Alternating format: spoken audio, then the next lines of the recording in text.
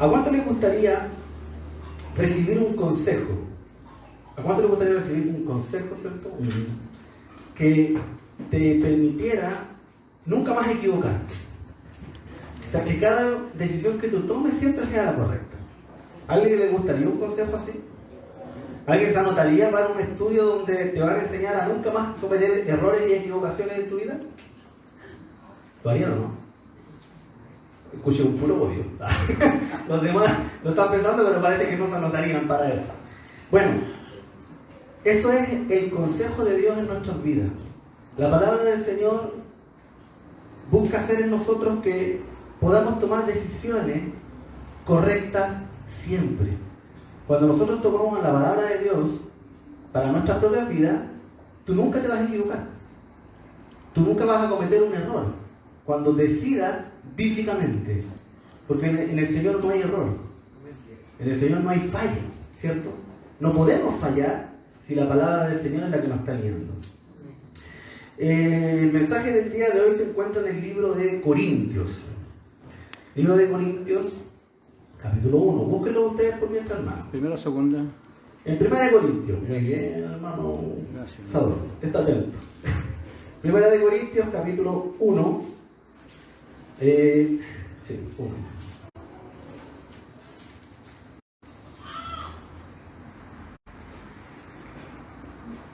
Vamos a leer del 3 al 18. Pero antes de leerlo, hermano, denme un tiempo, denme un break. Antes de leer esto, me gustaría también argumentar un poco una condición en la cual estamos todos nosotros, usted y yo, estamos todos en esta misma condición, que es la batalla que nosotros vivimos diariamente. Muchos de ustedes ya lo saben, porque yo lo he escuchado desde acá, que se ha predicado un poco sobre eso, pero todos sabemos que diariamente tenemos luchas, ¿cierto? Batalla. ¿Y esta batalla dónde se libra? En nuestra mente, ¿cierto?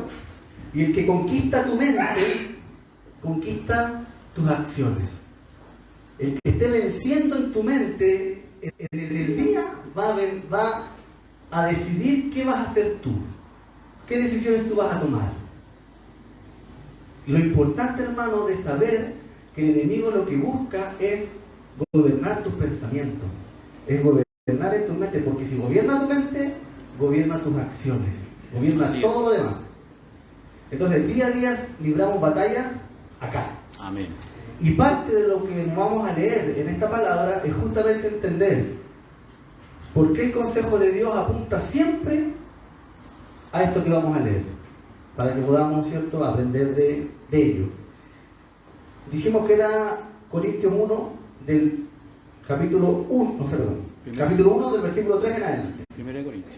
Primera de Corintios, sí. ¿Tienen Primera de Corintios, cierto? Dice así la palabra del Señor. Gracia y paz a vosotros de Dios nuestro Padre y del Señor Jesucristo. Gracias doy a mi Dios siempre por vosotros, por la gracia de Dios que os fue dada en Cristo Jesús.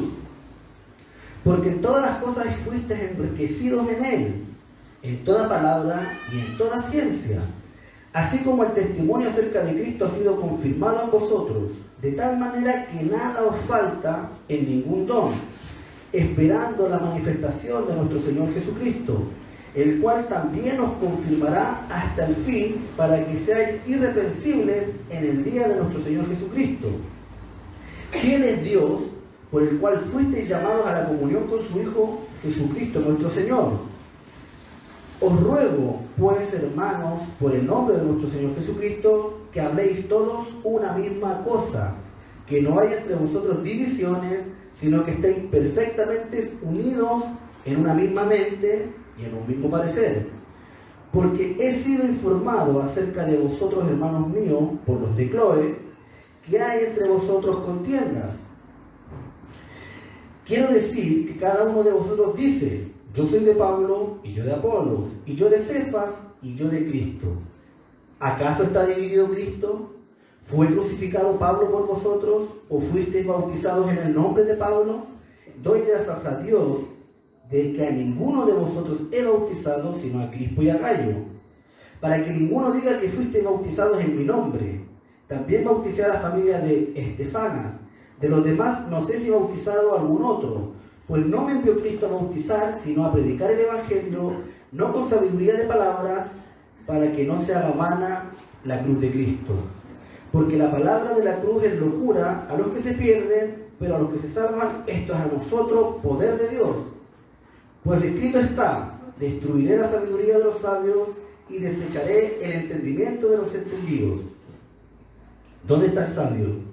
¿Dónde está el escriba? ¿Dónde está el disputado de este siglo? ¿No ha enloquecido Dios la sabiduría del mundo? Amén. Vamos a leer hasta ahí. Vamos a seguir leyendo, pero vamos a leer hasta ahí. Permiso, hermano, voy a tomar una.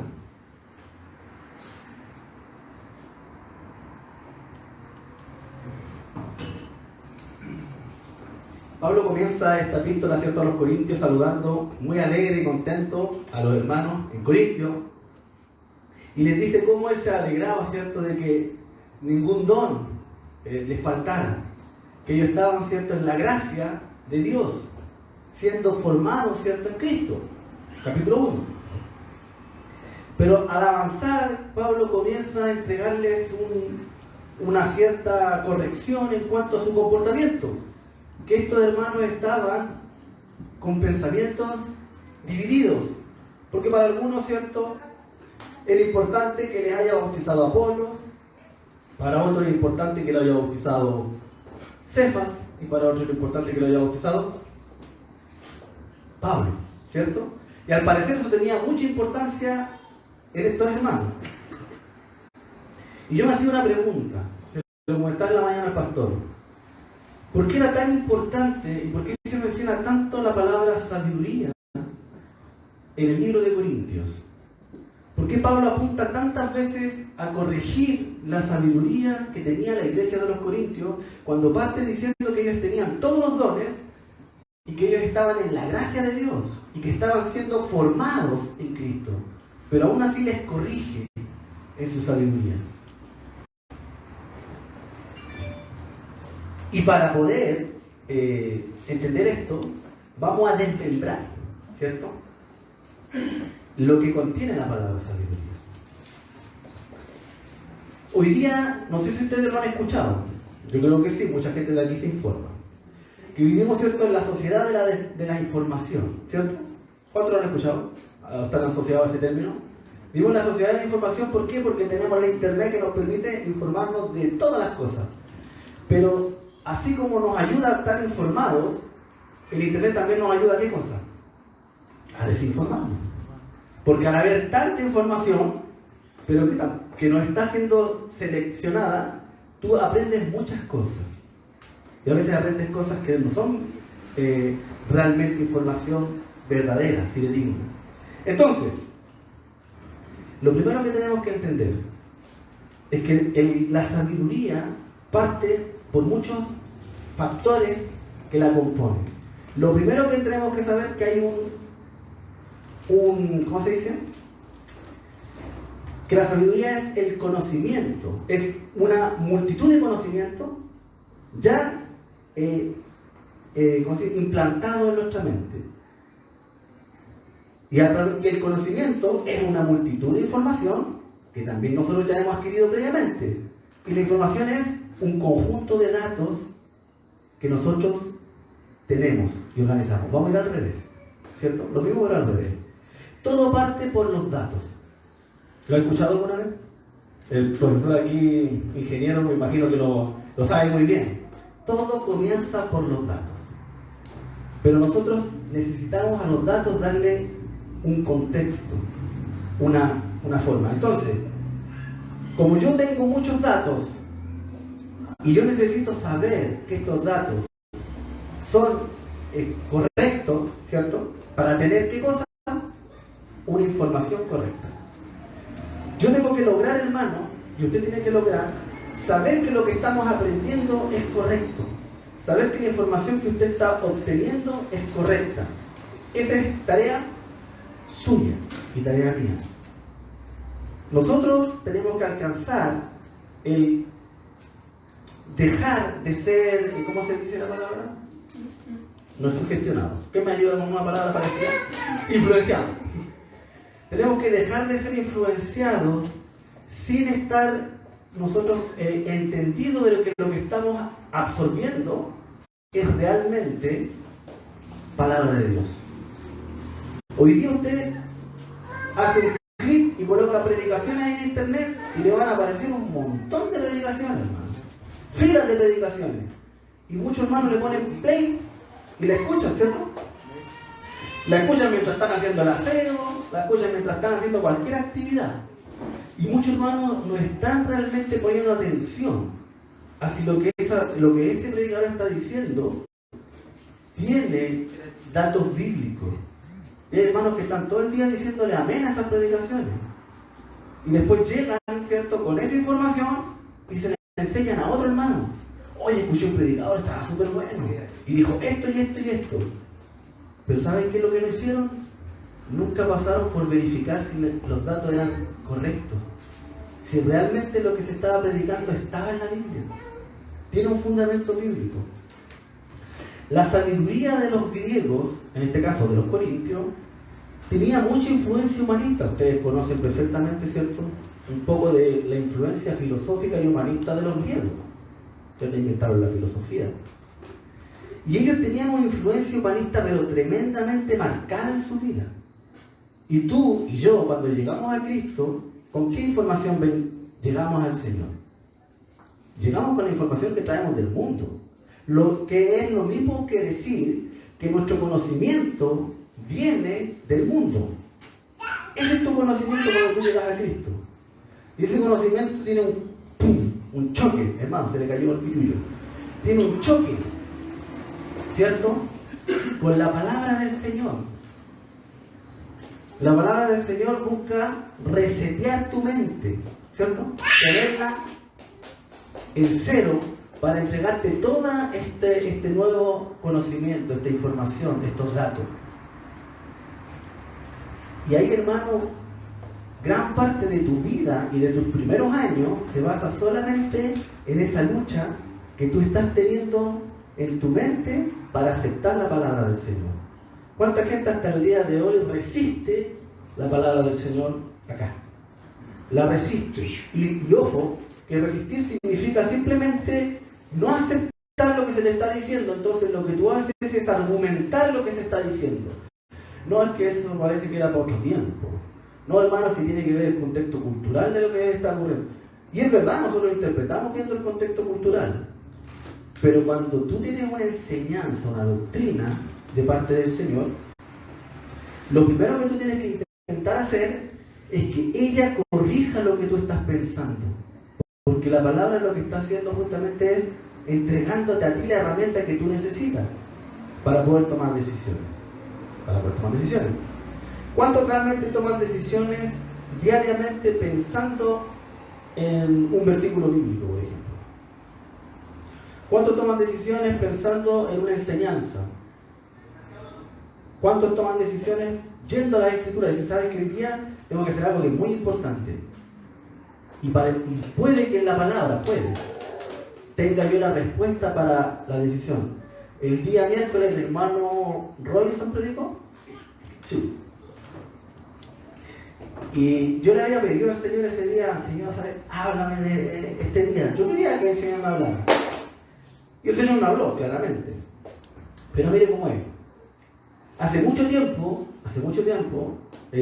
todos saben que yo tengo hijos, ¿cierto? Hace mucho tiempo se me estaba pidiendo, se me estaba dando la posibilidad de dejar a un hijo mío como carga. Todo eso tiene que ver simplemente cómo funciona el sistema. ¿Para qué? Porque si me dejan un hijo como carga, yo puedo optar a ciertos beneficios porque tengo una carga, ¿cierto? Ustedes lo saben. Y esto era por un tema de vivienda. Y hace muchos años, una mamá de mi hijo me decía, te voy a pasar al niño como carga para que optes a vivienda. Y cada vez que ella me decía eso, yo pensaba y decía, está bien, pero hay un puro problema. Cuando me pregunten con quién vive el niño no vive conmigo. Voy a tener que mentir, pues es mi carga. El niño vive conmigo. Y tenía ese problema. Y toda la semana pasada estuve pensando, voy a hablar con la mamá a ver si todavía quiere dejarme al niño como carga. Y lo estuve meditando, lo meditaba en mi mente. Y cuando mi hermano predicó, ¿se acuerdan de lo que predicó? que nosotros no tenemos que caer, ¿cierto?, en hacer malas prácticas para obtener beneficios en la vida. El hermano ponía el ejemplo sobre las becas, ¿cierto? Que a veces mucha gente miente de sus ingresos, miente, se vuelve más precario de lo que es, ¿para qué? Para obtener un beneficio económico del Estado, para que salga la cantidad al hijo de la universidad. Pero también muchos mienten de cómo viven para obtener un inmueble, para obtener una vivienda. Y bajan su nivel de ingreso, dicen, no, vamos a decir que tú no trabajáis, ¿cierto? Vamos a sacar, antiguamente se daba que sacaban muebles de la casa para que los vieran más pobres. Ese día saca la tele, saca la grabadora. A los romanes en el piso nosotros vivimos. Para obtener un beneficio, hermano. Y el Señor me habló y yo entendía aquí, le dije, listo, ya. Ese no es el camino. Voy a ver las otras opciones más largas, puede que me tome más años, pero tengo que hacer lo correcto. Ahora, eso también está en la información. Yo necesito estar informado de lo que la Biblia me enseña para poder tomar decisiones.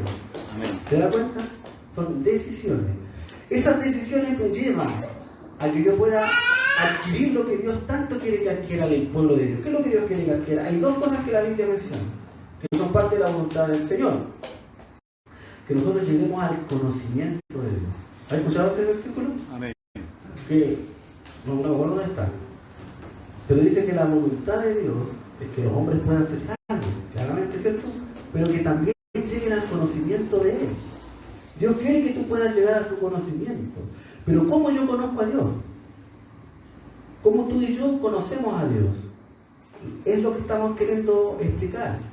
Parte por un conjunto de datos que la Biblia nos entrega, que nos da la información necesaria para que después con esta información podamos tomar decisiones bíblicas.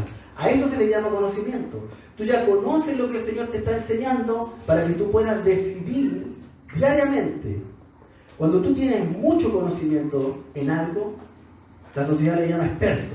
¿Has escuchado el término experto? Él es experto en tal cosa.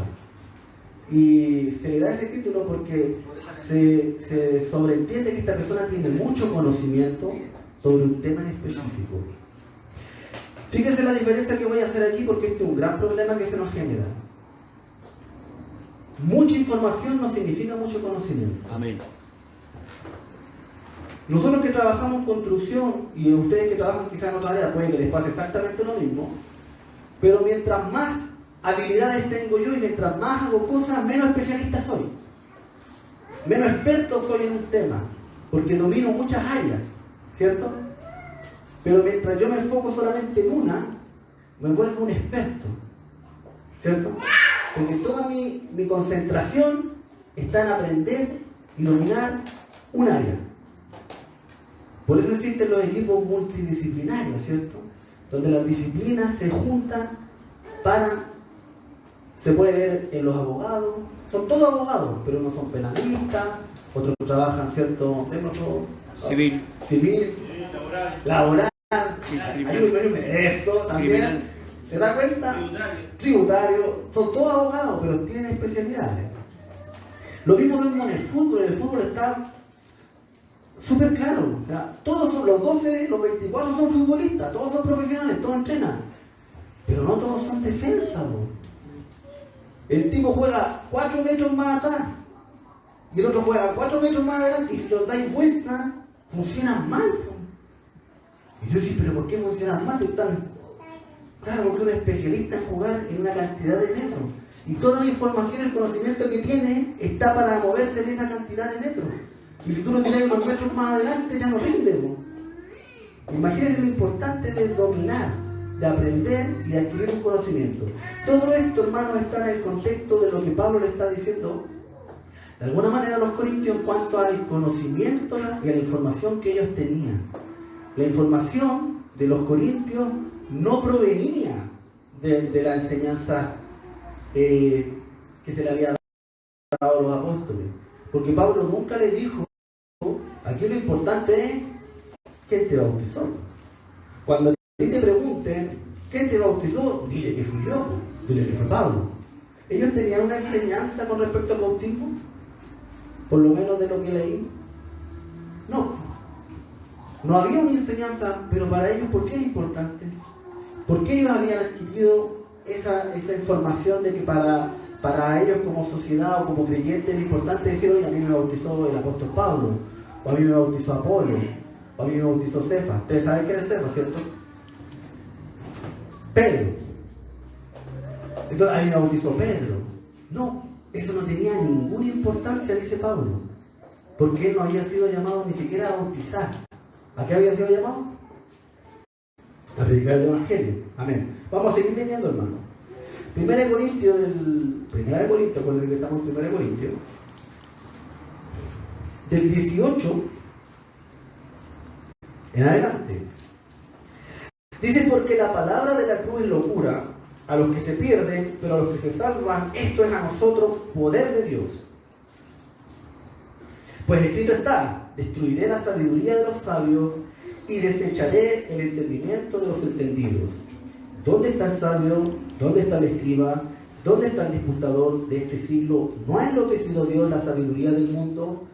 Pues ya que en la sabiduría de Dios el mundo no conoció a Dios, mediante la sabiduría agradó a Dios salvar a los creyentes por la locura de la predicación. Esta parte, que a veces parece trabalengua, es tan importante, hermano, poder entender lo que Pablo le está diciendo a los corintios, porque también lo está diciendo a nosotros. Parte diciendo, porque la palabra de la cruz es locura a los que se pierden, pero a los que se salvan, esto es a nosotros poder de Dios. Hasta el día de hoy, hermano, yo lo veo, no sé si tú lo ves, pero hasta el día de hoy yo veo resistencia de muchos predicadores de predicar sobre la cruz de Cristo. Resisten predicar ese mensaje, porque conlleva el enseñar por qué Cristo tuvo que ir a la cruz, ¿cierto? O sea, conlleva decirle a las personas que a causa del pecado Jesucristo tuvo que morir por nosotros. Y muchos predicadores rehúsan predicar del pecado, porque ellos entienden, fíjense bien, en su conocimiento, en su información, que no es bueno que las personas se les diga que son pecadoras. Eso es un conocimiento que la persona tiene, no es lo que la Biblia enseña. La Biblia enseña que nosotros tenemos que saber que somos pecadores. ¿Por qué tenemos que saber que somos pecadores? Arrepentimos. Para poder arrepentirnos. ¿Cómo voy a hacer que alguien se arrepienta si no le estoy diciendo que es pecador? Entonces, aquí Pablo le está argumentando a estas personas de que todo ese conocimiento que ellos tienen realmente no es útil para lo que son llamados, porque el llamado es predicar a Cristo. El mensaje es predicar a Cristo. Dice, porque la palabra de la cruz es locura a los que se pierden, pero a los que se salvan, esto es a nosotros poder de Dios. Mucha gente a veces intenta y busca mecanismos, formas, maneras de poder predicar el Evangelio que no suene como algo tan extraño. Hay más personas que ponen, nosotros somos normales, ¿cierto? Claro, sí, obvio, somos normales, tenemos 2 brazos, 2 pies, 2 ojos, ¿cierto? ¿Nuestro mensaje suena como locura? Sí. Te voy a hacer una pregunta. ¿Está mal que suene como locura? ¿O está bien que suene como locura? Según lo que Pablo está enseñando. ¿Cómo? Está bien. Entonces, ¿por qué a veces nos esforzamos tanto de tratar de predicar un mensaje que no suene tan loco? Si dice que para los que se pierden va a ser loco. Porque no tiene sentido, hermano. Más adelante lo argumenta Pablo, ¿por qué? Porque todas estas cosas son espirituales y no se pueden discernir intelectualmente. Y tú a veces tratas de hacer el mensaje lo más intelectual posible, lleno de datos que sirvan a la persona y que la persona la pueda persuadir. Y Pablo reprende, porque dice que él no viene a persuadir con palabras humanas, con sabiduría de hombre. Pero ¿y por qué entonces nosotros a veces queremos persuadir por medio del conocimiento humano?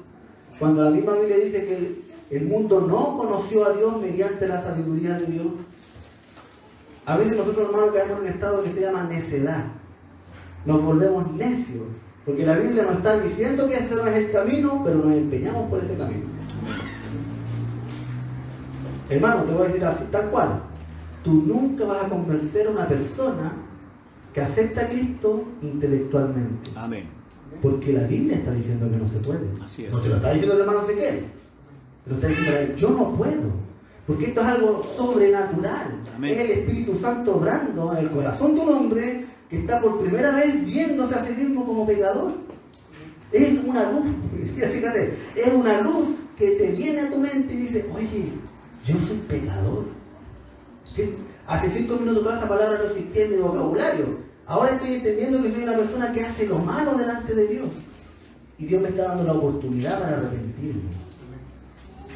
Porque tú puedes vivir toda una vida, hermano. ¿Cierto? Toda una vida sin arrepentirte.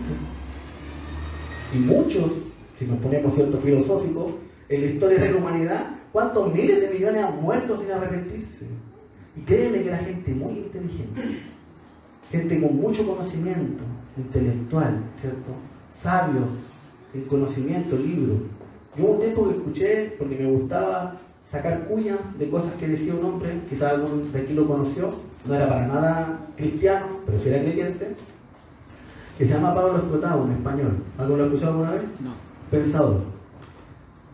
Este hombre era una biblioteca humana de tantos libros que había leído, porque llevaba 40 años solamente investigando temas puntuales, 40 años de investigación. Pero ese hombre tenía tanto conocimiento, pero a la vez no sabía nada. Porque el verdadero conocimiento, según la palabra, ¿cuál es? El que proviene de Dios. Porque dice que él desechó la sabiduría del mundo. Desechada, no sirve. ¿Se acuerda que también habla en Corintios más adelante sobre el amor? Porque dice que todas las cosas van a pasar. Y el conocimiento también va a pasar, hermano. Esas cosas también van a pasar.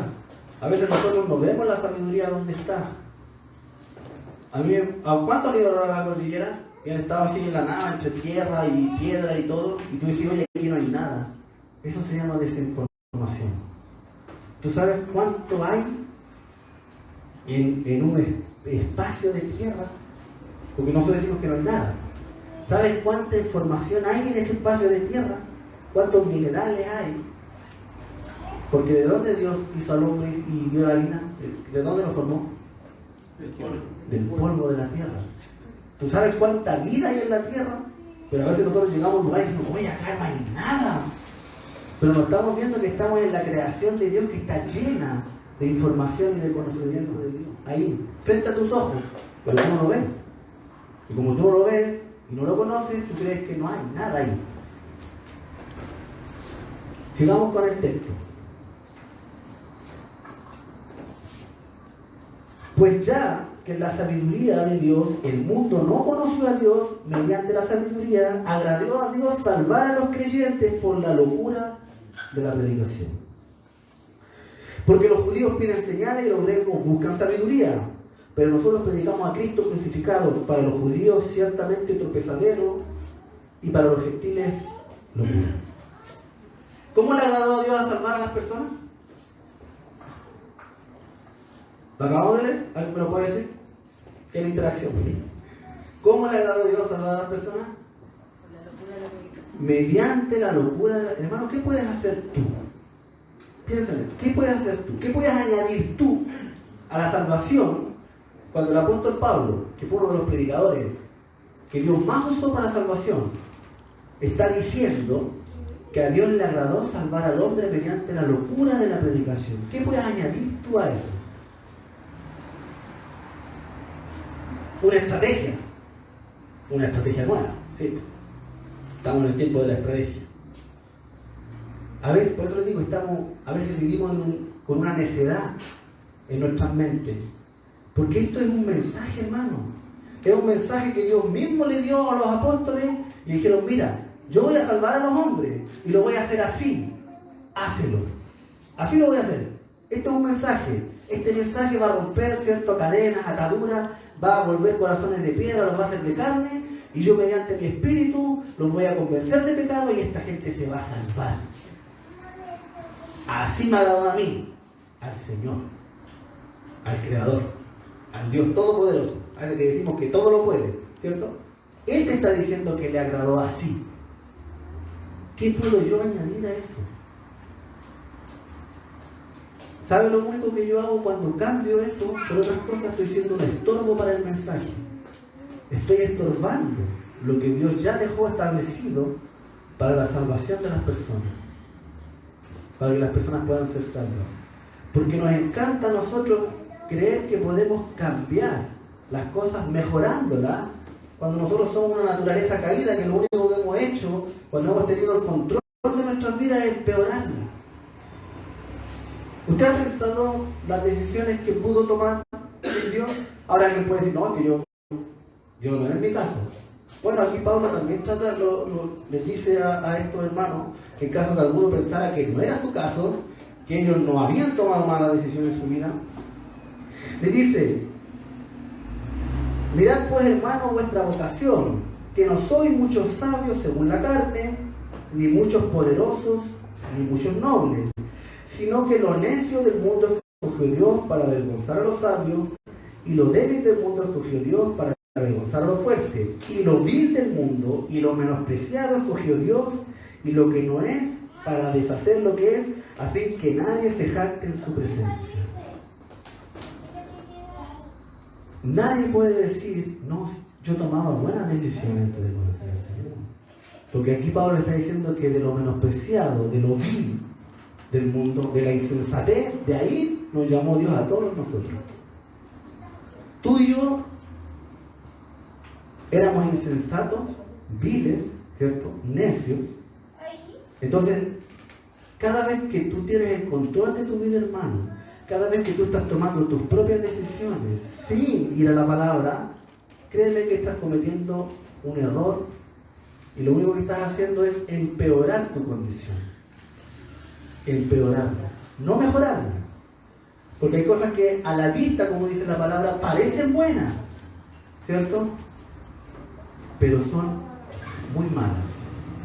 Hoy día vivimos en una sociedad que la información tiene mucho valor, que el conocimiento tiene mucho valor, que la sabiduría tiene mucho valor, pero ninguna está fundamentada en Dios.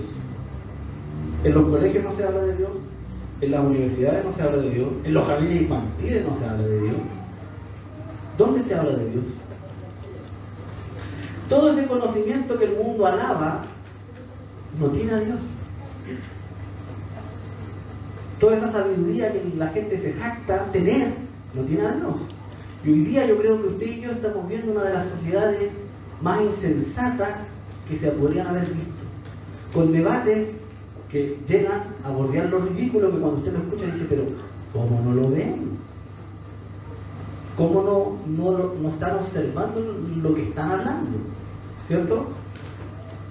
¿Por qué? Porque no tienen, hermano, lo que Dios quiere que usted y yo tengamos, que es lo que estamos hablando aquí, que es la información correcta, el conocimiento correcto para llegar a la sabiduría correcta.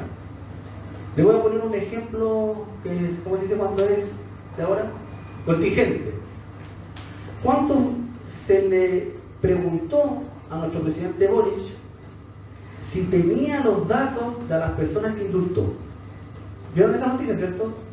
Todos los medios le preguntaban lo mismo, si tenía o no los datos. ¿Qué diferencia hacían los datos? La decisión que tomaba, ¿cierto? Influía la decisión que tomaba. Era importante, y ahora vamos a la definición. Es importante porque todo esto, hermano, que Dios nos está mostrando aquí, lo que busca es que tú tengas las herramientas, las capacidades para decidir día a día. ¿Qué es lo que es un dato? Dice, los datos representan un fragmento de una cantidad, medida, descripción o palabras las cuales son agrupadas, clasificados de una determinada manera para generar información. O sea, los datos nos ayudan a generar información. No es información, sino que son un elemento para la información. Ya sabemos que con un dato todo cambia. Porque yo tomo una decisión según ese dato. Puedo tomar una decisión tanto correcta como incorrecta. Si usted mismo en su lenguaje común lo ocupa, sí, es que yo lo hice porque no tenía ese dato. Si lo hubiese tenido, la cosa hubiese sido distinta, ¿cierto? Que a mí me dijo que la persona que estaba controlando para cuidarme la casa había estado presa por robar casa. Entonces digo, bueno saberlo, ¿cierto? Porque me dejó sin nada la casa. Es un dato, es una información. ¿Qué es lo que vendría haciendo la información, hermano? La información dice que es valiosa para comprender la realidad por medio de la razón, el entendimiento y la inteligencia. Se refiere pues a lo que resulta de un proceso de aprendizaje. Se puede hacer referencia al conocimiento en varios sentidos. Es muy profundo, no vamos a profundizar en el conocimiento. En su sentido más general, la palabra conocimiento alude a la información acumulada sobre un determinado tema o asunto. En un sentido más específico, el conocimiento es definido como el conjunto de habilidades, destrezas, procesos mentales e información adquirido para un individuo cuya función es ayudarle a interpretar la realidad, resolver problemas y dirigir su comportamiento. Mire, interpretar la realidad, ¿cierto? Es importante. Eso es lo que vendría siendo cuando tú estás leyendo la Biblia. Cuando tú estás leyendo la Biblia, hermano, algo está ocurriendo. Tú estás adquiriendo datos agrupados que te están dando una información. Eso ocurre cuando tú estás leyendo la palabra. Muchos confunden esto y creen que leer la Biblia es adquirir conocimiento. Pero no, leer la Biblia no es adquirir conocimiento, es adquirir información. Lo que después tú haces con toda esta información en el proceso de experiencia, entrega conocimiento. Todavía hay un tema, una forma de hablar que me gusta a mí, que lo ocupan los científicos, que se llama dependiente de camino. Cuando tú estás adquiriendo información, todavía te falta aún para llegar al conocimiento. Por eso hay mucha gente que desecha el conocimiento y dice, no, es que... y habla mal del conocimiento. ¿Se da cuenta? ¿Se ha escuchado o no? ¿O no? ¿Está bien? Porque no están entendiendo las diferencias. No están entendiendo que hay una diferencia entre una cosa y otra. Y que esto parte de un inicio hasta llegar a un fin. Porque si yo te hago esta pregunta, ¿es buena o es mala la sabiduría? Es buena, ¿cierto? Pero ¿por qué Dios reprende a la sabiduría entonces? ¿Por qué reprende? Porque es una sabiduría humana, errónea en su contenido, en su información. Estas personas toman decisiones, entre comillas, sabias, mediante formación equivocada, mediante conocimiento equivocado. Por eso estas grandes personas que hoy día se juntan en la ONU, ¿cierto?, para dirigir a los países y darles consejos sobre cómo deberían ser países más desarrollados, ¿cierto?, más prósperos y más modernos, terminan hablando de qué cosa: matrimonio homosexual, ¿cierto?, aborto. Esos son los grandes temas que hoy día deciden los pensadores de la sociedad. Esos son los grandes temas que los foros hoy día, ¿cierto?, llevan a cabo. Y tenemos a todos nuestros políticos hablando de eso, y a los presidentes hablando de eso, y a la sociedad hablando de esto. Pero no tiene sentido. ¿Se entiende, verdad? No tiene ningún sentido, hermano. La sabiduría que el mundo te ofrece no tiene ningún sentido. Aquí vamos a ir ya como al término de esto. El gran problema es que tu vida está muy influenciada por esa sabiduría, al punto que a veces tú ni siquiera te das cuenta. Tantas decisiones tú y yo tomamos todos los días, hermano, con ese conocimiento y con esa información, porque te está faltando esta parte: la meditación de las Escrituras, el instruirte en ella. Hermano, esto es un dato, pero es una realidad, ¿cierto? Es un hecho. Muchos creyentes viven toda una vida de creyentes sin tomar la Biblia para nada. Esto es una realidad, es un hecho. Hay creyentes que no leen la Biblia. Ahora, ¿cuál es el problema de esto? Que todas sus decisiones están fundadas en ¿qué? ¿De dónde salen? Están influenciadas, hermano, están influenciadas en lo que la sociedad le está entregando, porque la Biblia no se lo está dando, porque no la leen. Entonces está influenciada en lo que están viendo en la televisión, en lo que están escuchando en la radio, en lo que le está contando la vecina, en cualquier cosa menos en la palabra del Señor. Y toman decisiones todos los días, hermano. Y después tú ves hermanos llenos de problemas, diciéndonos, yo no sé por qué el Señor no ha hecho algo con esto, o no entiendo por qué esto, o no sé por qué esto otro. Bien, retrocede y ve las decisiones que tomaste. Analízala, obsérvala y pregúntate, cuando yo tomé esta decisión, ¿le pregunté al Señor si era correcto no hacerlo? Tuve ese tiempo, hermano, mira, esto es tan importante que tú lo entiendas y ojalá que el día de hoy no se te olvide nunca más. Esto es tan importante, hermano, que nuestro Señor Jesucristo le pedía al Padre dirección. Estás hablando de, bíblicamente, un hombre santo sin pecado que le pedía al Padre dirección. Tú y yo somos pecadores, no somos santos y no le pedimos dirección a Dios. ¿Cómo creéis que está el resultado de esas decisiones? Porque si Jesús, que nunca pecó, estaba todo el tiempo, cada vez que tú ves una decisión importante de Jesucristo en la vida, entraba en procesos de oración, en procesos de ayuno. ¿Para qué? Para tener en Él, ¿cierto?, la convicción, la respuesta de Dios, de decir, ya, ahora sí, estoy seguro que esto es lo que mi Padre quiere que yo haga. Estoy seguro que esto es lo que Dios quiere. Seguridad, hermano, convicción de que tus decisiones son voluntad de Dios. Hoy día andamos a la chunte. Puede que sea, pero puede que no sea. ¿Cierto? Porque no tenemos claridad de la palabra del Señor. Tomamos versículos, este dice algo que me sirve hoy día. Con esto voy a andar todo el día, con este versículo. Un versículo, hermano, sin contexto es un dato, sin información. Amén. No sirve, hermano. Por mucho que andes con ese versículo para todos lados, no te sirve porque la palabra del Señor está en un contexto, tiene un cuerpo, tiene una forma. El Señor te está dando una indicación, una instrucción que tú no estás valorando, que a ti no te está bendiciendo, porque tú te estás quedando con una palabra. Hermano, si yo tomo un versículo, puedo crear un libro nuevo de ese versículo, que diga lo que yo quiero. Y muchos predican así. Muchos toman un versículo y hacen un mensaje entero. Pero en el contexto, ¿quién se lo dio? El contexto se lo estás dando tú. Eso es un peligro tremendo.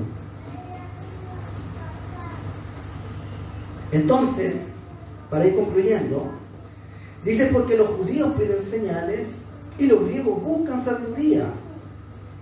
Pero nosotros predicamos a Cristo crucificado, para los judíos ciertamente tropezadero y para los gentiles locura. Esto, hermano, tiene que ver con la desinformación, con el no entender a veces cómo Dios trabaja, cómo Dios obra. ¿Qué dice que los judíos quieren? Señales. ¿Qué vendría siendo una señal? ¿Alguien me podría decir qué podría ser una señal hoy día? Queremos señales. ¿Qué podría ser? Una manifestación. Situaciones. ¿Cierto? Dice que los judíos piden señales. A veces la iglesia dice, quiero ver un milagro, quiero ver una sanidad, quiero ver... Pero, ¿por qué Pablo está poniendo esto en contexto y en comparación? Dice, ¿y qué quieren los del mundo? ¿Los gentiles? Sabiduría, que quieren conocimiento. A ver, dime, a ver si me puedes convencer. A ver si logras captar mi atención.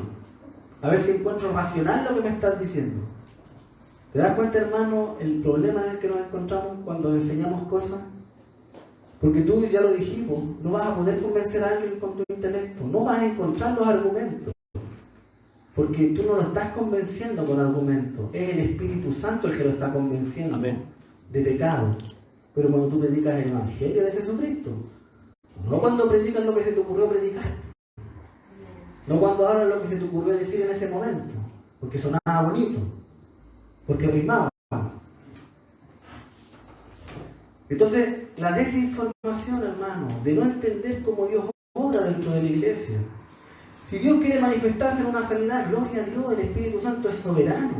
Y Dios es soberano y hace lo que Él quiere, ¿cierto? Yo puedo orar por sanidad, gloria a Dios. Pero yo no necesito, ¿cierto? Si soy un verdadero creyente, no necesito estar viendo sanidades para mi fe. No necesito estar viendo milagros para creerle a Dios. Así es, Señor. Porque ese es un corazón incrédulo. Amén. Lo que nos hace falta y lo que el consejo de Dios de aquí nos quiere dejar para que usted pueda meditar, hermano, son cosas muy sencillas.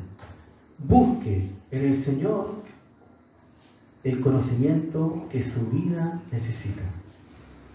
Usted tiene que alcanzar como meta llegar a ser un hombre sabio, llegar a ser un hombre entendido, pero ya sabemos que tiene sabiduría que viene de lo alto, porque usted tiene que llegar a ser un hombre entendido en el conocimiento de Cristo, en el amor de Dios.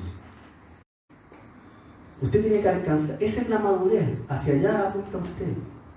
Ese es el fin, que usted llegue a ser un hombre sabio en Dios, pero que pueda entender misterios en Dios. El pastor ha estado predicando mucho del amor, y lo hemos dicho desde acá. Ese es un tema, es una enseñanza que debería estar todos los días en nuestra meditación. El amor de Dios, el amor hacia los hermanos. Ayer lo hablábamos con nuestro hermano Marco. Porque toda la Biblia, ¿cierto?, nos enseña en el Nuevo Testamento de la importancia del amor, y nosotros no vivimos hablando ni del amor, ni enseñando el amor, ni tomando decisiones por el amor, ¿cierto?, ni amando a nuestros enemigos. Le decía eso ayer a mi hermano Marco. ¿Cuántos realmente de la iglesia pueden decir: yo amo a mi enemigo, a mi perseguidor, al que está hablando mal de mí, al que está, ¿cierto?, buscándome el mal? ¿Cuántos realmente amamos a nuestros enemigos? Porque nosotros tenemos que llegar al conocimiento del amor de Dios. Hermano, a veces no te toleráis entre los hermanos, vayas a tolerar a tu enemigo no lo querés ni ver. Amén. Si te cae mal el hermano, te va a caer bien tu enemigo. ¿A dónde? No oras por tu enemigo. No te preocupa su estado, cómo está. Cuando tú tienes un enemigo y si está mal, si se da un copo. Si yo sabía que leía el mal, ¿cierto? El karma llega. No, pues hermano, ese no es el camino, ese no es lo que la Biblia nos está enseñando. Nosotros deberíamos tener oraciones por personas que nos están persiguiendo, primeramente para que lleguen a conocer a Cristo. Y si el Señor pone amor en tu corazón y tú sabes que está pasando una situación difícil, ¿por qué no? ¿Por qué no, cierto, interceder por Él y ser un puente de bendición? A lo mejor si todavía no estás en la madurez de ir a su casa y decirle: oye, mira, ¿sabes qué? Supe que estabas mal, toma esto. No, ocupa un intermediario. Oye, ¿sabes que tanto está mal? ¿Por qué no le pasaría esto? No le digáis que fui yo, ¿cierto? Madurez, hermano. Conocimiento para que tú puedas hacer lo que Dios quiere que tú hagas. Para que puedas llegar al fin que Dios quiere que tu vida llegue. Si el fin, con esto termino, el fin que Dios tiene para ti, hermano, no es nada material. El fin que Dios tiene para ti no es que tú logres tener tu casa propia, tu auto y tus hijos con título universitario. Ese no es el fin de Dios. Ese es el fin que la sociedad ha puesto. El fin que Dios tiene para ti es que tú puedas vivir en Dios, con el conocimiento de Dios, conociendo, ¿cierto?, a Dios, pero sobre todo que el amor de Dios esté en ti, para que tú puedas conocer cómo funciona, cómo obra Dios en medio de nosotros, por el poder del amor, por el poder de la predicación. Entonces, quita de ti ese engaño del enemigo, que cuando tienes cosas materiales Dios te está bendiciendo. Porque si fuese así, hermano, estaríamos perdiendo con el mundo y por Goliat. Porque la gente del mundo tiene mucha más plata que los creyentes. Busca la lista de los 100 más ricos del mundo, a ver si aparece un creyente, un verdadero hijo de Dios. Búscalo en la lista. Los 100 más ricos. Si hay un hijo de Dios verdadero que esté en esa lista, ¿no?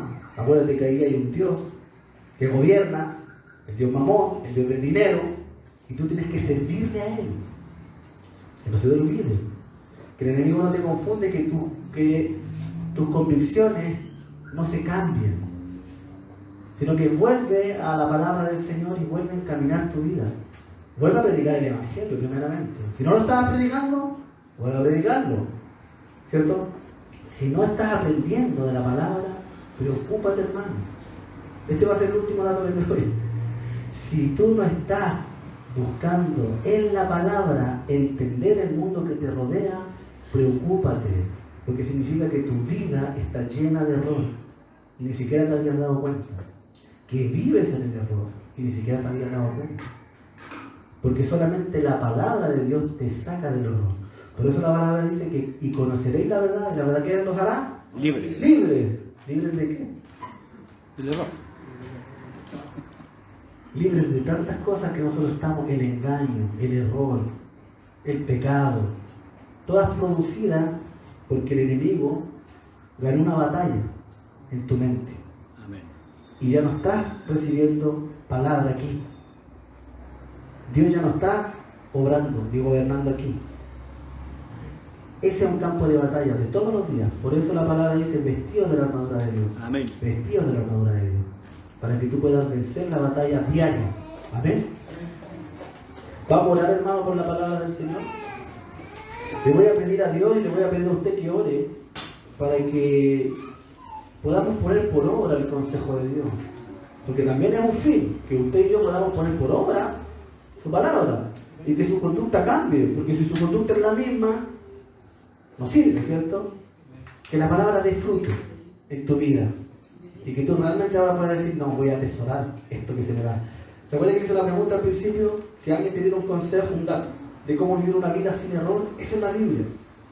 La Biblia te da todo para que tú vivas una vida sin equivocarte. A lo mejor los resultados no van a ser, ¿cómo se dice cuando rápido? Inmediato. A lo mejor van a ser lentos, vas a tener que estar mucho tiempo, pero el fin va a ser bueno, va a ser el correcto. Amén. Y tu vida va a ser bendecida.